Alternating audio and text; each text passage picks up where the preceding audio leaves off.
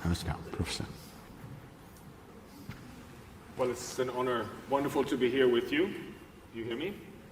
And, well, I'm a scientist. I'm an Earth system scientist. But when I have been privileged to come into contact with the Save Our Soul campaign, Save Our Soil campaign, I just wanted to take this opportunity to share with you some of the latest scientific assessment of why I would even... Is it so that it's... Take mine. Take mine. Yeah, sorry, exactly. There we are. There we are. Why there's scientific support to potentially even consider changing the logo, that it's not only about saving our soil, it is that the soil saves us.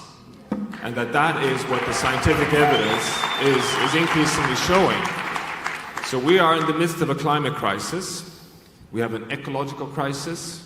We have a health crisis, and we have a war crisis, and they're all interacting. And the latest science shows that our only chance for a safe landing on the climate crisis is not only to phase out coal, oil, and natural gas, we also need to secure the health of the soils. And that this is now a precondition for our chance of having a livable future on Earth for all future generations. It's come to that point. In the latest IPCC assessment, the Intergovernmental Panel on Climate Change, that came out just a few months back, the numbers are clear. 56% of our emissions of greenhouse gases are taken up by nature. Half on land, in soils, and the other half in ocean. What is this? Well, this is a proof that our planet is a biogeochemical, resilient machinery that is helping us humans for our future. It's basically providing us with the biggest subsidy to our lives. And what is it that takes up those 25% on land? Well, it's the soil. It is the ability, just as Sagura pointed out, of healthy soils having organic matter, soil moisture, rooting systems that provides life on Earth, the photosynthesis that makes all our species on Earth, including Homo sapiens, having any chance of a future. And it's now providing, since 150 years, this phenomenal capacity of just adding more buffering. It is dampening the enormous debt that we've caused and threat that we've caused on planet Earth. How are we doing then to take care of nature, to continue having this service? Well, we're doing really bad.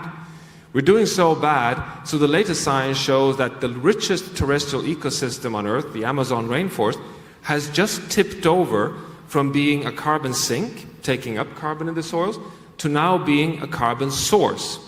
This is nothing but a nightmare finding. We have more and more scientific evidence that we now need to halt all forms of expansion of agriculture because soil that we now manage to produce food for infrastructure, for cities, is a major emitter of greenhouse gases. In fact, it's the single largest emitter of greenhouse gases. So the only reason that soil is helping us is the intact nature. So we are doing really bad job on the soil that we're managing to produce food primarily, but also for grazing lands. And we have our last chance is really to safeguard intact nature, but also, of course, doing what you, Sadhguru, are such a strong ambassador for, to become clever stewards of the soil that we manage, to have good food for humans, but also to invest in management practices that builds carbon, that builds more moisture in the soils, that gives us more healthy food production. And the good news is we know how to do it. It's just amazing that we're not investing in the biggest opportunity we have, namely to restore health of soils.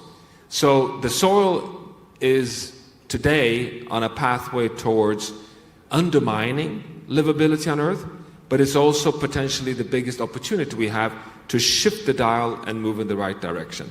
So I really applaud you in this not only saving soil, but the Soil Save Us campaign.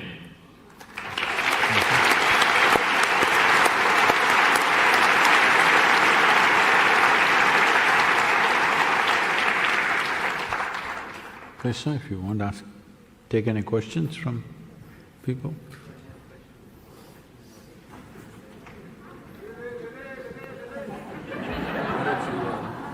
We'll just continue with questions. I'll take the dancing lady back there. Somehow I always see the ones with the big movements. Can we get a microphone to her with the sign? Look at her, she's doing such a good job. You can't ignore her.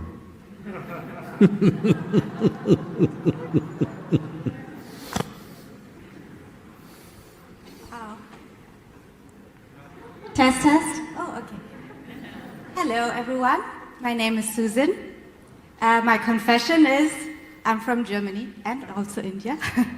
So my question is, if we together can have a global rule or implement a global rule, what does it contain? What would you put into that global law or rule?